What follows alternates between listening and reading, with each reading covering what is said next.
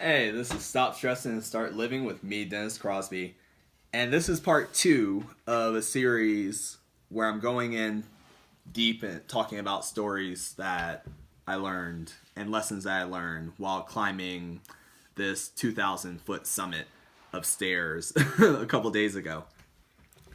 So, yesterday I talked about the idea of pace and that your pace in life doesn't really matter ultimately. And today I want to talk about perception. Because and this was really interesting and I never saw this coming. But before we started the climb, I decided that, I didn't get a ton of sleep. I wanted to get a caffeinated tea just to wake me up a little bit and give me a little extra energy while I'm about to go up these freaking ridiculous amount of stairs. So I got the tea, I came up and we started.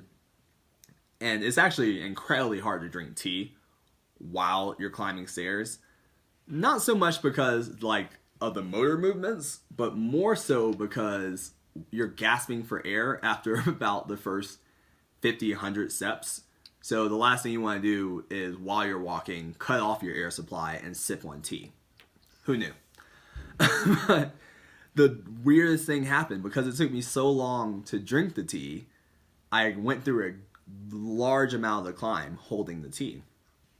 And at about every 10 people or so I passed, somebody would make a comment to me. And it would go something along the lines of, oh my God, man, you make this look so easy. You're just sitting there drinking your tea. I wish I had that. You must be in great physical condition, or some variation of that saying. And meanwhile, I'm sitting here like, you guys have no idea how much I'm struggling right now. Like, the reason I have this tea in my hand is I'm still looking so calm is because I don't have the lung capacity to stop breathing for 10 seconds to sip on this tea. That's why I still have it. And it was the weirdest thing.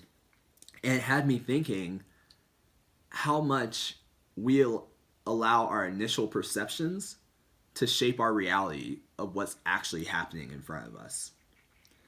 And we do this all the time. I do this tons of time where I look at somebody and my initial snap judgment is something like, oh man, that person looks really happy. Oh man, life must be going really well for them. Whatever, based on some very trivial thing I perceived. It might be the fact that they're smiling at that moment, or they're laughing, or they're jovial, or they're very successful in their business. They love what they do, or something like that, where you see that and you're like, oh man, that person must really have life figured out.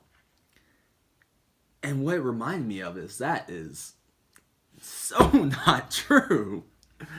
Like, sometimes it is, but usually there's so much going on below the surface that we can't see. Most people wear a mask, including myself. I try not to, but ultimately I do. We all do. Most of us do, at least. And we tend to only show what we want people to see.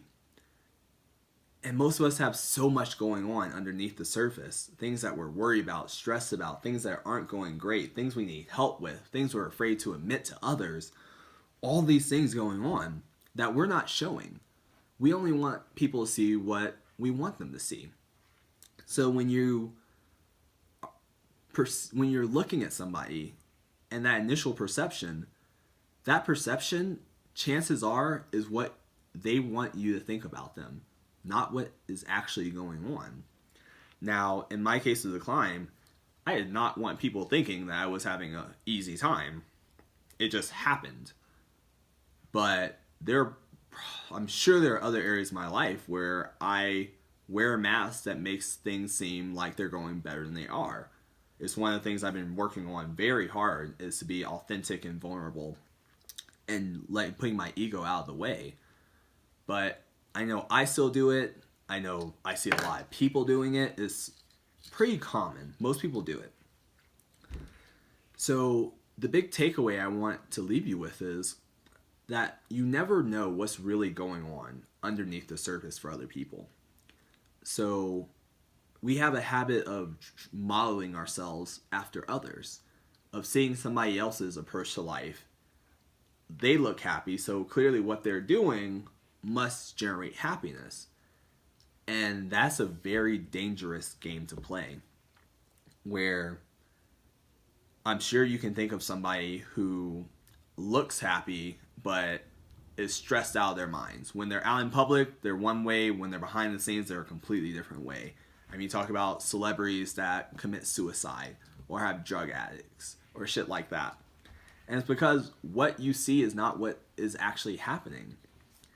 And before you model or before you decide to embrace somebody else's philosophies or way of living or anything like that, take a step back and really make sure that that person has what you want. Not that they're wearing a mask that makes you think that they have it, but they actually have it, that their emotional well-being is high. They're really happy and content with life before you go down the rabbit hole of doing what they're doing. All right, so that's all I have for you today. I appreciate you spending your time with me. I know time is our most valuable resource, the one thing we can't buy more of, so the fact that you spend with me means a lot. I'll talk to you tomorrow.